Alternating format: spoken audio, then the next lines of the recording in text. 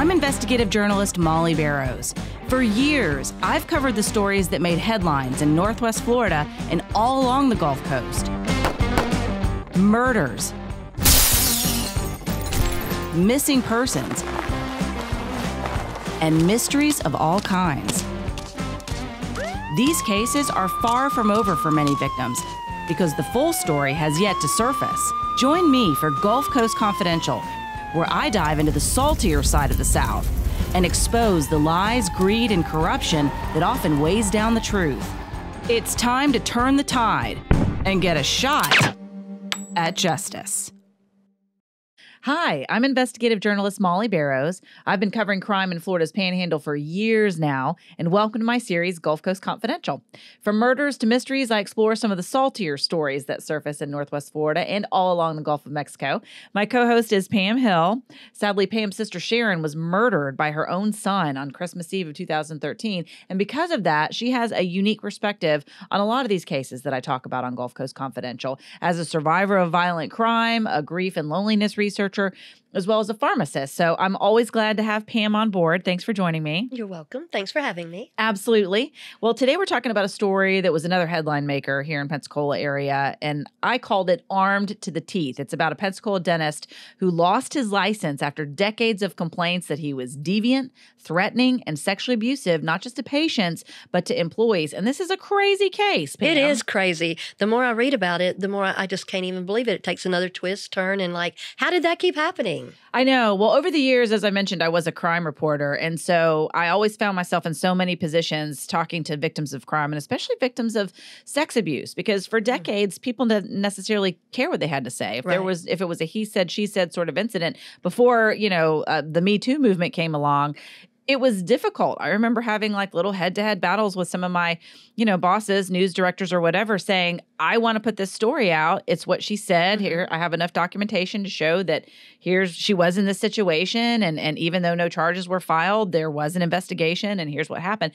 But there was just this reluctance to really put it out there. So I say all that to say this. When I saw this case come to light, some of the victims started reaching out to me because I have that reputation for being somebody who listens. And I believe, and not everybody necessarily goes into a situation where they expect something like that to happen. But maybe they feel bad. Maybe they thought, well, maybe I did something that allowed it. But in this case, we're going to get into some of the details. But he was just extremely aggressive, and I think he deliberately preyed on people that were in a vulnerable position like so many sexual abusers do. Oh, well, and when you're in charge, I mean, you don't have too many checks and balances, and especially someone like a dentist that we respect and has earned a lot of respect, but that's not necessarily always the case. And then a lot of people, we have to have paraprofessionals around us when you're a dentist or a doctor or a pharmacist or what have you, and a lot of times just by the nature, it's that the person tells you what to do all day long. Right, exactly. So it's a power position. Yeah, exactly. You have respect for the profession. Right, you cannot abuse that power. But yeah, when I hear about this, I think my dad was one of his patients. Wow. So we're talking about Dr. Charles Stamatolis, and this started making headlines about this time last year in May of 2022. And that was when one of his employees, she was just 20 years old at the time, Caroline West, her mom had been to see him as a dentist. I think she had seen him also as a patient, and then she went to work for him. So it was like really one of her first professional big girl jobs, if you will, And so she was preparing tools. And this is information that came out in the Battery arrest report for him. And her complaint kicked off a whole slew of complaints. Right. And actually, but 20 years earlier, there'd been similar complaints from employees that had essentially been brushed under the rug. So here they are resurfacing again, and it all started when 20-year-old Caroline West said, this is wrong. And so what had happened is, like I said, she'd been a patient prior, so it was her first real job, and she'd had trouble with one of the tools, so she goes to him and she said, how does this work? Like anybody would, asking their boss for help, and she got a crude reply. So, the Escambia Sheriff's Deputy who wrote the report, this is actually what he said she said. Quote, West said Stamatolis commented on how the tool goes in and out and that he is very good at going in and out. Can you imagine being 20 years old and having an older male boss who used to work on your teeth say something like that He's to you? nasty. Ew. And that's just the beginning. Yeah. So the comment, of course, naturally made her uncomfortable. But what he did next, made her even more so. So she told deputies that he was 65 at the time. He grabbed her by the arm, hit her on her butt with an open hand. So he smacks her butt and he hugs her. So she finishes up the day, and then you hear so many people, by the way, when they hear things like that, it's like, well, why didn't she leave? Why didn't she say something? Well, whether you're 20, whether you're 40, whether you're 60, whether you're 80, not everybody has the confidence or the ability to say the pushback to say that's wrong. Some people do. And if they do, hats off. That's great. That's what you're supposed to do. But if you don't, and if you're concerned about your job or if you're concerned about the power imbalance, even if you're not wording it that way in your mind, of course, you're just going to finish out your workday. It's unbelievable, though. Did they just do that weird stuff? Right. And she's inexperienced. She's young. Is this, I'm sure she was like, I'm sure this is inappropriate, but how do I handle it? Right. So she finished out the day and then she came back to work the next day. And the arrest report went on to say that she stated while she was helping to clean the bathroom the next day at work, Stamatolis walked in the bathroom while she was in front of the sink in the mirror and he shut the door. And West stated that once he shut the door, he hugged her from behind and kissed her on the back of her head. And he told her to now do it to him. But she didn't. She pulled away, ran out of the bathroom. She called her mom, had her come pick her up at the dental office, and she decided to do something a lot of these other victims said they were basically too afraid to do, and she called the cops and she filed charges against him, and they charged him with battery. And after that, a lot more victims came forward that I spoke to, including 20 years old. Well, she did know what to do. You get out of that situation and you tell people, and the Me Too and enough is enough and all that has changed things because these things do happen. People don't make that stuff up, and until people, look at Bill Cosby, look at a lot of these people. They did that for decades and decades, right in the middle of everybody. So that is enough. Enough is enough, and that's not going to keep happening. Exactly. And one of the women that worked with Caroline was a lady named Laura Creighton, and she actually had a recording. So she had also worked for him, at an earlier time. And it was a time when she was, I think, separated from her husband. So she was struggling. She also had children.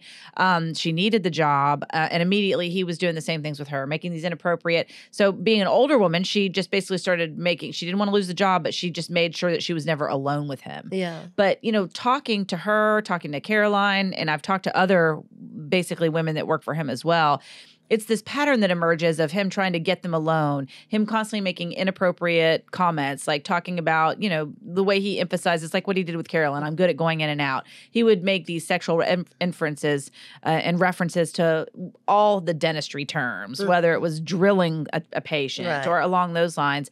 But it was just such bold, continuous behavior. He never stopped. I even talked to a woman who had filed a charge of rape against him, but they didn't have enough evidence to actually charge him. But the report's there, and I talked to her, and she tells a horrifying account of basically how he worked to get her alone, and he's targeting people that needed the work. This was a cleaning lady. Of course, they do that because they know people have to pay their bills and stuff, and it's hard for women, it's hard for men, it's hard for anybody, but especially a mommy that's got to take care of children or this, that. It's just. Ew, he's just vulgar. And he paid well. And again, of course, there were very similar allegations 20 years earlier. And I remember that people were saying, well, he hires a lot of fast and loose women. But even if that were the case, nobody's asking for that. Nobody's saying, I want to be a dental hygienist and have this handsy man all over me. And because his wife also worked in the office. I think he paid well, better than they could get paid at other, dental offices. These were young women that were struggling a lot of times. So I think he was very aware of who he was hiring. I think he was very aware of how much they needed the money and how much they needed the work. And then his own wife is there working as well. So I think when they first come on, there's this perception that, well, it can't be what I think it is if he's starting to be inappropriate because his wife's right there. But even so Laura Creighton would say, and that they wore these little headsets so they could communicate. And he was basically, they all describe, including Laura, a very controlling person. He wanted to know where they are, wanted to be able to communicate with them at all times. He had cameras up inside of his office, but they weren't in every room, right? Okay. So he would often get them to the room where there was no camera.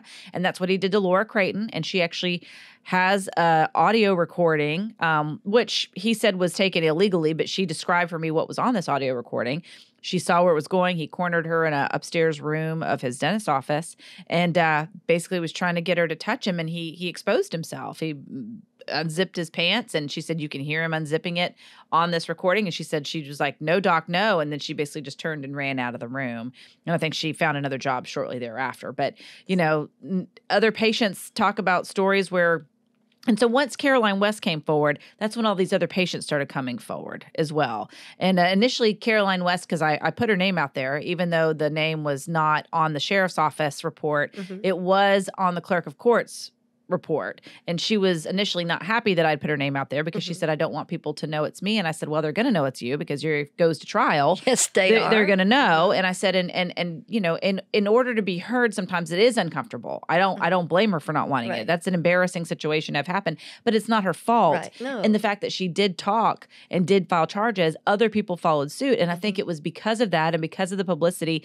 And I could portray her as what she was, a young woman who didn't ask for that situation. She was like a shero.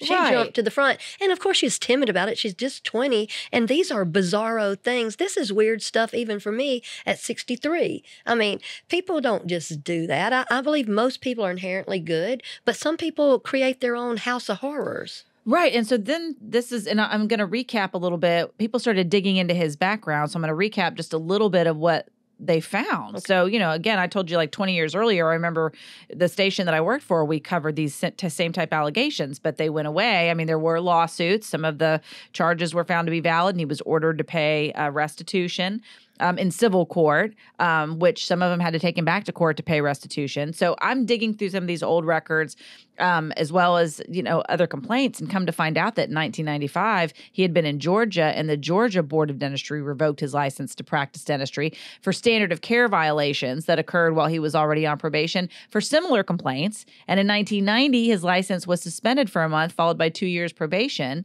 So by the mid-1990s, Stamatolis was focusing his practice only in Florida, but he got in trouble with the Florida Board of Dentistry in 1997 for not reporting that his license was revoked in Georgia. Yeah, you have to do that. Right, and had also been suspended. So the board retroactively suspended his license for 2 years in 1999. His license was again put on probation by the board in 2005 over a charge of grand theft, get this, filed against him in St. Johns County, Florida. So that's over in the Jacksonville area, south of Jacksonville, where police say he stole an expensive bicycle at a resort, and he pleaded no contest. Now, listen to this. I think this is interesting.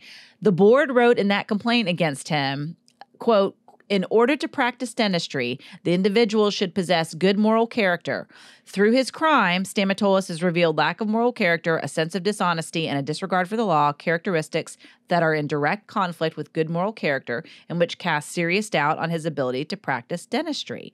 So, for stealing a bike, right? So you're in big trouble, buddy, for stealing this resort But you bike. can pop people on the booty. Yeah. You can rub your thumb over patients' lips, comment on their breasts. You can, do But we're going to get you for this bicycle. Right. And it's just odd. Unreal. It was unreal. So, yeah. And then again, just to bring you up to speed, in 2000, our listeners, in 2013, his license was again suspended for a year for poor care that he gave an 82-year-old patient. And again, the Florida Board of Dentistry said these were some of the allegations that they found were substantiated, that he treated teeth that didn't need it. He performed an unnecessary root canal. He billed for procedures that were never provided, and his work caused her to suffer so much she actually lost bone in her jaw. Ow. And she suffered a lot of pain. So the complaint list goes on and on. It's not a real good but it's dentist similar. Right. So, I mean, it wasn't just about that. And then one of the girls that worked for him told me that he regularly used the nitrous. Like he would often sometimes he would just start to fall asleep. And then all the girls told me that he would call them, or several of them anyway, said that he would call them in the middle of the night. He would call them at all hours. And as we're starting to look into this, like I talked to another young woman who I think had worked for him, and he had wanted to hire her husband to do some work, or her boyfriend, that he did construction of some kind, provided some kind of a labor service, and he wanted to hire him. Well, they have video outside their house, like, the door video, if you will. And they see that he's outside their window, basically kind of touching himself. Like he's on their porch house? In the middle of the night, behaving bizarrely. Wait, at the people's house? Yeah, at this one employee's house. But at any rate, so they've actually been sued a number of times by local businesses for not paying for work that they were done. They own property as landlords, and there were people that complained that they never got their deposit back, even though they supposedly took good care of it. So there's just this pattern of behavior of rule breaking and putting pressure on people and just whatever it takes to get their way. And his wife, Faye, was there right beside him saying, no, these women are lying. He's not doing anything inappropriate. Oh, all of them are lying. Every one of them. Right. And again, having trouble collecting on settlements for inappropriate sexual behavior back in 2003. Even though he was acquitted criminally, he was found liable civilly, but he didn't pay the money. But he stole a bicycle. Yeah, but he stole a bicycle. Boy, the Florida Board of Dentistry came down on him on that. Yeah, daggone. But yeah, so when Caroline West made this complaint and all these other people started coming forward, so June of last year, within a month or two of Caroline West's first complaint, the Florida Department of Health issued what they called an emergency order restricting stomatolas to seeing male patients only. So boys, you can breathe a sigh of relief. Yeah. Don't need to worry about all the rest of these allegations. Okay, so you can't treat women, but he can treat men. That's a bizarre ruling. Well, it almost it's like it's saying that women were the problem. That he can't control Blame himself around women. As long as there's no women in the office, it's all okay. But then what is he supposed to do? Fire his women employees? Because I actually called up there to see. I told him, I said, I'd like to make an appointment with my daughter. And there was a woman that answered the phone, and she was paused, and she said, well, he's not allowed to take female patients right now. I would suggest you take her to another dentist, because I was curious if they would actually allow me to make an appointment. But it did strike me. I was like, so he can only see male patients, but a lot of these allegations are also coming from former employees, and he still has women employees. It just seems like a knee-jerk reaction to a way to make it look like they're doing something about it when they're really not. They're still not punishing him, or they're still not disciplining him. They're just trying to – I don't understand what the need for people just to bend to the offender. I mean, that's sort of like blaming a woman because they wore a certain dress or because they've got a certain figure or they've got a pretty face. They just can't help it. It's her fault. Right. And if he's capable of doing something like that to a woman, it's almost like it's just giving it this narrow thing. It's just a sex issue. But if that's your line of thought, if you're feeling whether sex is it or not, he's pushing boundaries. He's doing something that's illegal and inappropriate. You can put it in the sex category, but it falls into the I'm a bad person category. And can you trust somebody who has that lack of self-control? Yeah. Well, whether you're a man or a woman, I wouldn't want that person working on my teeth. Well, I guarantee you the Department of Health or Board of Dentistry or whomever will look back on that and say, that was not our best work. You would hope. In this day and time and everything, that doesn't even sound like the 50s. That sounds like caveman thinking. Right, exactly. You know? And this, after 17 battery reports. So basically 17 battery reports were filed. And they're like, oh, okay, well, he can only see male patients. And then more charges come. Then he's starting to go to trial over some of these. But a lot of the complaints that actually they came forward, they couldn't prosecute because they had passed the 2-year statute of limitations. Okay. But I say good for them for still coming forward because it shows this pattern of behavior. Exactly. And they need to be heard. They need to be validated too. I mean, can you imagine being in this house of dysfunction or this gumbo of misogyny and I don't have to follow rules and you're here now and I'll do what I want. I'll unzip my pants. I'll pop you on the hiney. I'll kiss you on the neck. I'll drink out your coffee cup. I'll swing things in front of me, in front of my personalness.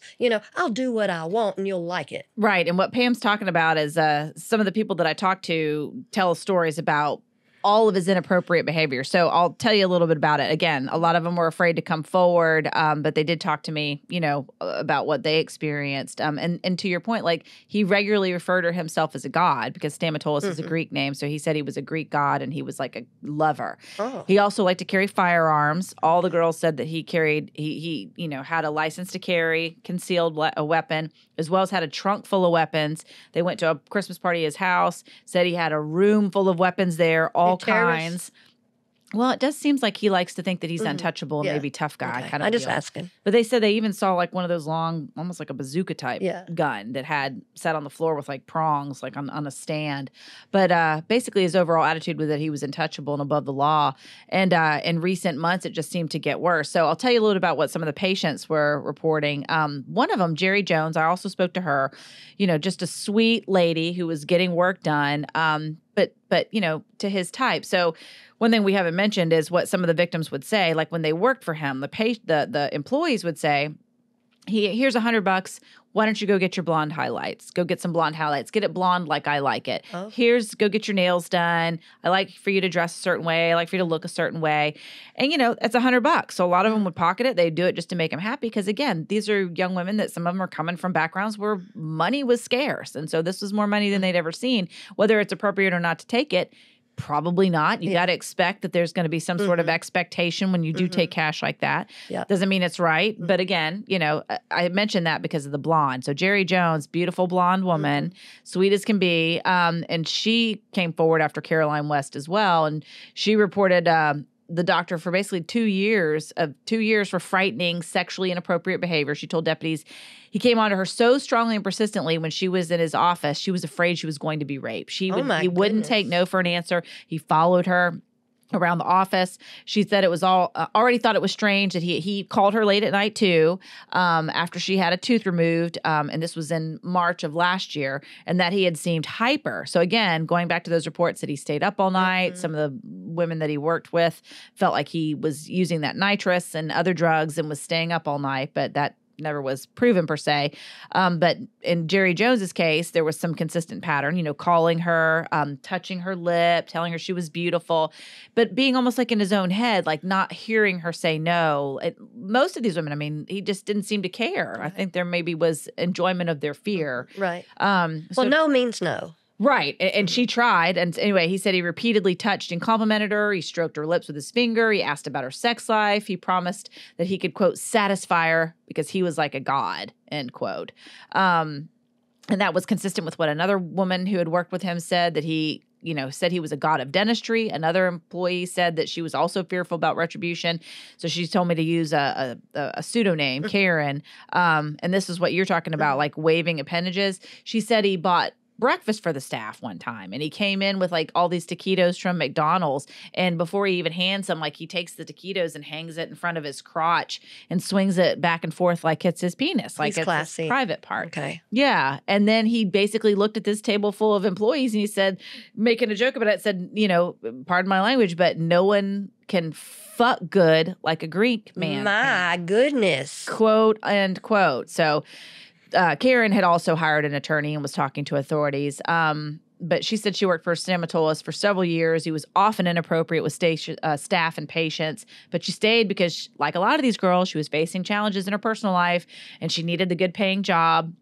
And she said it wasn't just the touching, the grazing, or the grabbing of them, but he, again, also regularly made sexual inferences in conversation, drilling patients, referring to a certain piece of dental equipment that has the acronym MILF as the slang, mothers I'd like to F.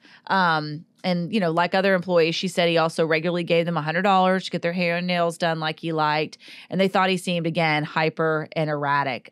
Here's a quote from one of them, from Karen. She said, I've been there when he was falling asleep on top of patients, like he would be doing dental work and he would just be falling asleep during the procedure, end quote. So, again, so many people came forward, so many consistent patterns of behavior. And he was kissing and rubbing and making similar to these people, and they were making similar complaints as far back as 2003.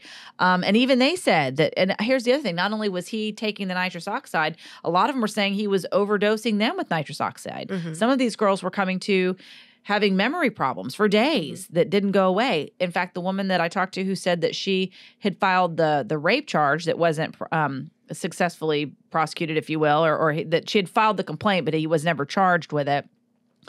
The reason it even came about, and I think this is very consistent with a lot of people that he treated, she didn't have a lot of money. She was a cleaning lady. She had a boyfriend that also, I think he did electrical work. So stomatologist had hired her significant other to come do electrical work. She comes by and he's talking to her. He realizes she needs dental work. She can't really afford it. So he said, what do you do? She's like, I'm a cleaning lady. He goes, well, I'll trade you. And I think that was pretty common. He would trade people for work. So then he has them over a barrel, if you will. Like he'll do some of the work and then they got to do something for him to come back to get the rest of it. In her case, she made an appointment, I can't remember what particular day of the week it was, but let's say she made an appointment to have her teeth done with him on a Wednesday, and then she was going to clean the office that weekend in payment. or to begin to pay it off that way. But she said that he used so much nitrous oxide on her that she could hardly move. Like for 2 days, she wasn't the same. She couldn't get up and do any of her rounds. She couldn't keep the appointment to clean his office. So eventually she gets back on her feet, if you will. She goes to clean the office, and she brought someone with her because I think she just wanted somebody to help her because it was a big office. And apparently she said that he was surprised when she walked in with somebody else. And the first thing he said was, hey, why don't you give her your keys and she can go get cleaning supplies? And she goes, we have all the cleaning supplies we need. We're just ready to get started. But it just wasn't enough. Suddenly he said he needed something from the store, and he insisted that this other woman that she brought with him leave and go get it. Very controlling. So as soon as this happened, she's not paying too much attention. She goes, I start in the back of the building. She goes, I start in the x-ray room. And she's telling me this on the phone. And she said, and I've got jean shorts on. I'm in my rough clothes. She goes, but there's nothing sexy about it. And it kind of broke my heart because it was almost like she was saying, I didn't mean to look. I wasn't trying to be sexy. She goes, they weren't even sexy shorts. Aww. Even if they had been Daisy Dukes, it still wouldn't have justified what he had done. But she was basically saying, I was dressed to clean. I wasn't dressed like a hoochie mama. Right. Nothing about me was trying to say, hey, I'm asking for what's about to happen. But she said he just came in like charging in, if you will, and he cornered her up against the x-ray machine, and she said he raped her under the table. Oh my goodness. And she was traumatized, and then when he was done, he got up and left, and she was just horrified. She ran to the bathroom and locked herself in the bathroom, and the woman that she had brought with her came back, and that's where she found her, and she wouldn't come out.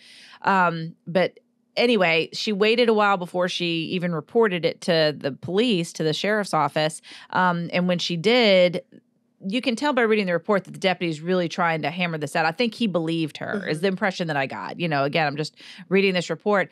But because the woman that she was with wouldn't back her up, he said that he couldn't necessarily, it was too much of a he said, she said, and there wasn't enough to show that, to prove what had happened at all, much less, that what she said was true. And then come to find out that he had hired that woman that she brought with her to be the cleaning person. Okay, so that's why that happened. So in her opinion, he had bought her silence to basically say, and that seemed to be another consistent pattern. Well, all that bizarre behavior and all that hyperness and this controlling and not being able to hear what people are saying. I mean, it certainly does sound like he's misusing some substances. I'm not sure what they are or what have you, but also it does seem like he is like a narcissist or a misogynist or something, and he's bought his own legend and he's told his own story. He thinks they want it seems like, and he's a Greek god apparently. Yes, I know, and they were just so lucky to have him in their lives. But that was the other part. Like, it was like woman after woman, not just the woman who had filed the rape report, but other patients said that they reported memory problems, that he had overused nitrous oxide on them. And there's some that are wondering, like, what did happen when I was out so hard for so long? That is very scary. Yeah, it is. I think people shouldn't go to the dentist by themselves. Well, I mean, or anywhere basically nowadays. It's a very vulnerable position to be in, isn't supine on your back, your mouth's open, you got some nitrous or some sort of numbing agents or stuff. And I have always, when I go to the dentist, I have always loved the hygienist and the assistants and my dentist. I liked the box where you could get a prize. You like that part? Even now, But no, I know what you mean. Yeah. I know. I've always trusted my dentist, and I can only imagine how that would feel, so vulnerable. And it just, all this stuff makes me mad. Yeah, and that's not even all. So like I said, they talked a little bit about the gas charges, or the people complaining about him using the gas inappropriately, among many other things. But there were a couple of other times when they said he would just yell at people. He seemed to have these emotional ups and downs. He would come in angry sometimes, or unhappy. And because of that, they would worry because they knew he was armed and he had these guns. And they're like, well, is he going to lose his temper? So to that point in 2016, when I was pulling records on him and looking at charges and looking at files and looking at, just reports that had been done on him, whether it was civil or criminal, In 2016, an Escambia Sheriff's deputy arrested him actually for obstruction of justice without violence. It happened at a local car dealership in Pensacola where he had been trespassed and told not to come back after a manager reported that on previous occasions, Stamatolis had been on the property and displayed firearms out of the trunk of his vehicle. And the deputy, this is what the deputy reported in this report. And that same manager had told Stamatolis, don't come back to this car dealership. We don't like your behavior. So when she sees him back on the property, she calls the police, and the deputy's talking about what happened. So he starts to walk up. He sees Stamatolis, he sees Stamatolis see him talking to the manager. So so as soon as he gets done talking to the manager, the deputy starts to go up to Stamatolis, and he said that Stamatolis immediately started to walk away when the officer approached him. He tells him to stop. He said Stamatolis turned to face him, but just kept walking backwards and said, I'm getting off the property. I'm going to the sidewalk. The deputy said, fine, I told you to stop. I didn't say go to the sidewalk. Right. And he goes, and he said he just kept walking backwards. And as the officer gets closer, he starts to run. And the deputy's like, well, it's on now, And so he starts running towards him until he realizes that the deputy had caught up to him. And the deputy said, due to his having just fled from me and the manager's statements that he had previously displayed weapons in a threatening manner, I attempted to detain him in handcuffs for the duration of the investigation. So he tried to fight him off. He didn't listen to anybody. No, and he didn't even listen to anybody when, and we'll talk a little bit about it in a second, but, he ends up getting convicted of some of these battery charges. He's put on probation. He's in and out of jail. But at one point, he's on probation. And going to your point of, he's above the law, he gets charged with violating probation. In fact, he's in jail right now for that violation of probation charge because he wasn't supposed to leave the area as a condition of probation. Well, he went to Mobile, and he told the court when they got caught, said, oh, it was for a family emergency. Well, the emergency was looking for a new car for his wife. Well, that's an emergency. Well, I guess it is. Depends. If you need a car that badly, I hope they already have because he doesn't listen to anybody anyway. No, exactly. So that incident happened, and talking about his bad temper, the employee Karen that I told you about, she said she remembered when he came in that day after that happened. So I think this is interesting to your point that maybe there is some narcissistic tendencies in there or just a not dealing in reality. She remembered that, quote, whenever he got kicked off of the car dealership's property, he said he was body slammed to the ground, which is not in the report because he was resisting arrest. He came into a meeting at the dentist office and he put a gun on the table and he said, if anybody wants to F with me, look what I got coming for them. And she said that same year we had a Christmas party at his house and he had guns in his library. And she said he had what looked like a long missile launcher on prong stands on the floor. So not only were they concerned about his temper, his inappropriate behavior, his deviant behavior, but he's got these guns and he's a very volatile person and he's somebody with something to prove and apparently a fragile ego as well. Yeah, I think a lot of times people will brandish a gun and who does that to scare people? Gun owners that are responsible and stuff would never brandish a gun like that. Right. So you should be scared when someone brandishes and waves a gun around. Yeah. And there was another one, another employee who called herself Jane as well. And another one, Laura Creighton, also said that Stamatolis, again, talked about how he carried the handgun on his belt loop and that other staff had reported seeing guns in the trunk. And that was when Jane said, he was also strong. This guy is 6'2", 210 pounds. And she didn't believe he was carrying a gun for safety reasons. She thought it was because he liked to intimidate. Oh, yeah. Well, that's established. Yeah. And they were like, remember, Molly, he thinks he's untouchable. He thinks he's a god. And he has been for 20 years. I mean, even they came up with some way for the Board of Dentistry and the Department of Health to figure out that he could only offend and hurt 50% of society. Right. Or men. Or God forbid you steal a bicycle. Yeah. No. Yeah. Thank God he stole a bicycle at the resort. It's just, I know, it's shocking that it took this long for anybody to take these charges and allegations seriously to the point, because he has finally lost his license. But, even when these trials were going on, like Caroline West petitioned the court for protection because she was afraid he would come after her. And again, you had the other woman that saw him on their house camera video, the security video outside their home. So a couple of these people were granted restraining orders. So here's another one. This woman's not even a patient or an employee. She just was a business owner next door to his dentist office. So to your point about being unpredictable and being volatile, This was something that I pulled when I pulled the records of basically law enforcement. But she was a nurse. She worked next door to Stamatos' office, and she also petitioned for a temporary order for protection against stalking in May of last year. But she dropped the case after a month because she saw these battery cases, and she thought she really didn't want to, but she was so scared of him. And then she thought, well, he's facing all these other legal troubles. Maybe he won't be paying attention to me. But she didn't want to talk on the record. She was scared. But her name was LaDonna Dappermont, and she reported Stamatos to Escambia Sheriff's deputies in May of 2022. And she told the officer she had ongoing issues of inappropriate behavior and comments from him. And she had even asked her boyfriend to stay at her business with her because she was afraid of him. So essentially what had happened is their parking lots were right next to each other. And I guess she had gotten on to a couple of his employees for parking in her spaces because she had limited and she needed him for her clients. Right. And he was very offended by that. So he started basically harassing her. He would show up with a camera. He would wait for her to arrive at work. He would tape her as she would walk in. He would follow her into the building. Sometimes he would show up randomly when she was already in the building with a patient, and he would just show up with his handheld camera and show up and just start taping her and patients. So she felt, and he had this black Porsche, and he had a bunch of different vehicles, but one of them was a black Porsche, and she said one day he was following her, and it was the day that she had her boyfriend with her. So this is from what I pulled from the report. The deputy said that Dappermont stated she and her boyfriend made several unnecessary turns in an attempt to evade Stamatos because he was following them as she left her business. These turns and driving patterns indicated to Dappermont an ordinary person would not have been driving in an almost complete square and taking the same streets as she and her boyfriend. And Dappermont stated it was not until they pulled into a local college campus that he actually stopped following them. So her other employees that I talked to about her said, oh yeah, he was targeting her because he was pissed. Well, he wanted to put terror. I think he's a terrorist.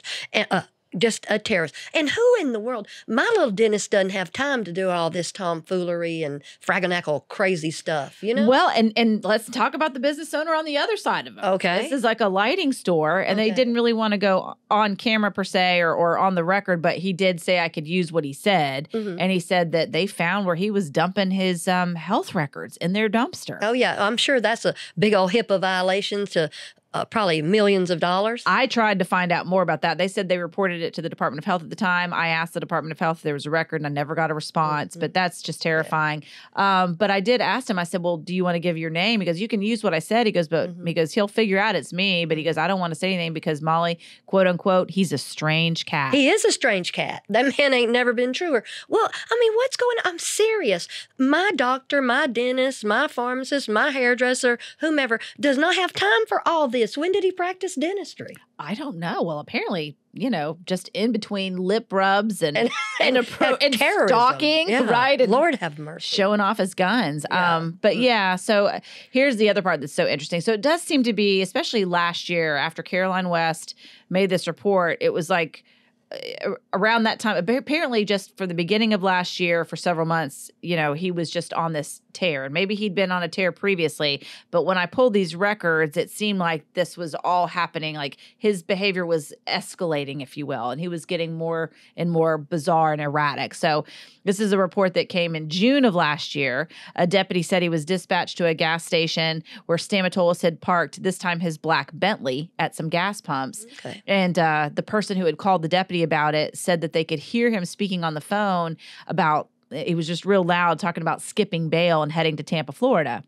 So they called the sheriff's office and said, that dentist that's been in the news, you might want to come down. He's at this gas station, and he's talking about skipping bail. So this is from the deputy's report. And Stamatos told the deputy when he arrived that his car battery was dead and he couldn't get a tow truck. And the deputy wrote, quote, Stamatos then stated that he would like to leave a message on my body camera for Sheriff Chip Simmons to hopefully see.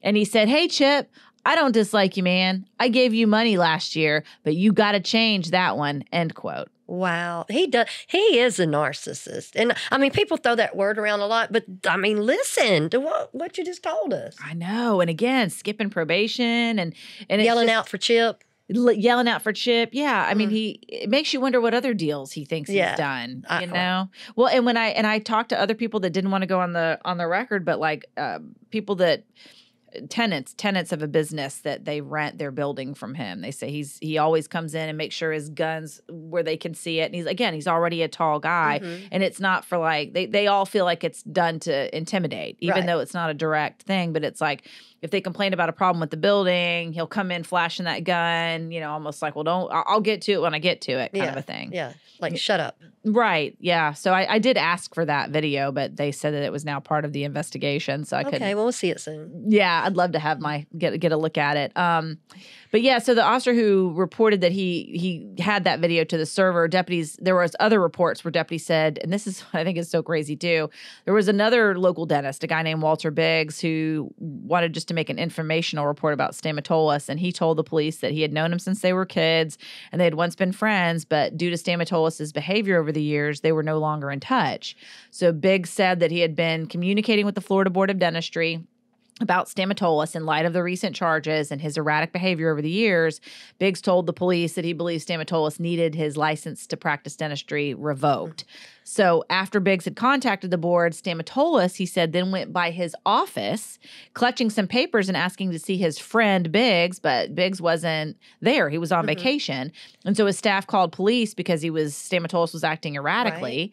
Right. And Biggs said there was another local dentist, a guy named Kim Jernigan, had also been in touch with the Florida Board of Dentistry about Stamatolis.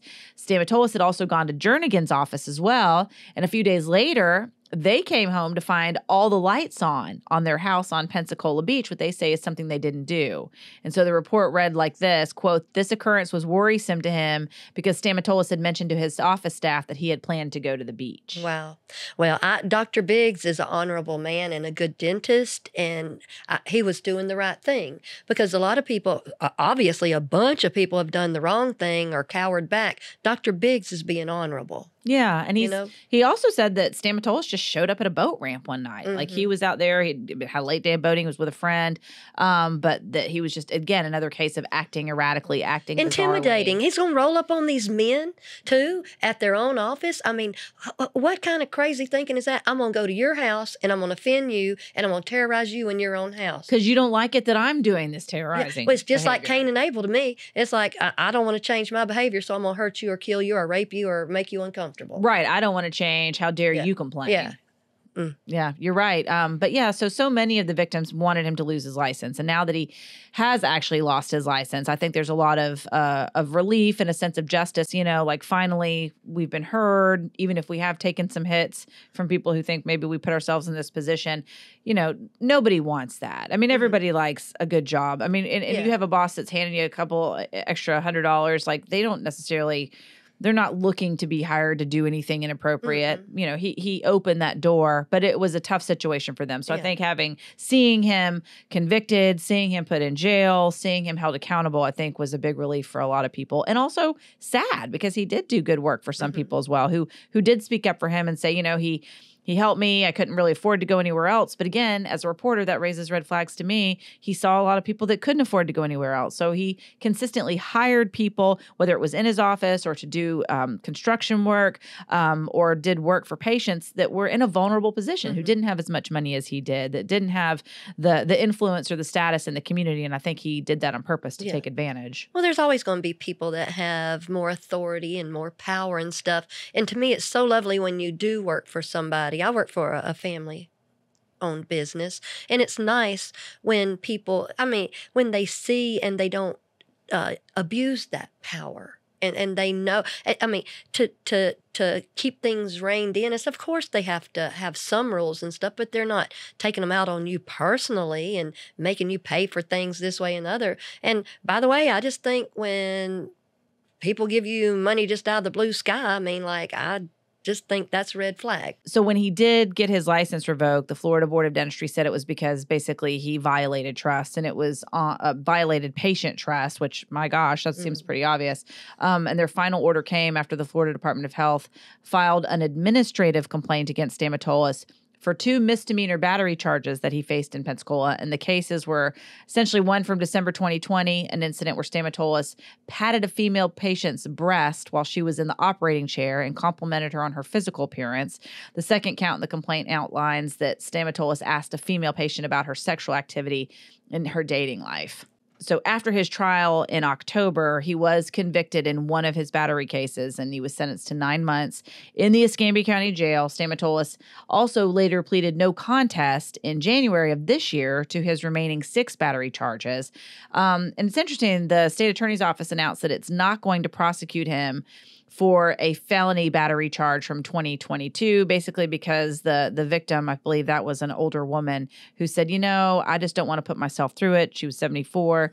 I'm satisfied with the outcome of these other cases. So, according to the state attorney's office, they're not going to follow through, but I think they feel satisfied that perhaps that he finally has had some accountability. And I mean, there are so many lessons, I guess, to learn from this case. But what I take away from it is it's just not fair to blame victims, is how I feel about it. Because this man, clearly, the nurse next door, the business owners next door, the people that he, the woman who claimed that he raped her under the x-ray machine, none of them asked for it, if you will, It's what he does. This strange cat, that's what he does. Yeah, exactly. Well, thank you so much, Pam, for breaking this wild story down for me. Armed to the teeth. You can find it on Gulf Coast Confidential on my YouTube channel, as well as anywhere you listen to your favorite podcast. And, we also talk about Pam's story, a lot of other Gulf Coast Confidential stories as well. So be sure to take a listen. And thank you so much for joining us. And we'll see you next time.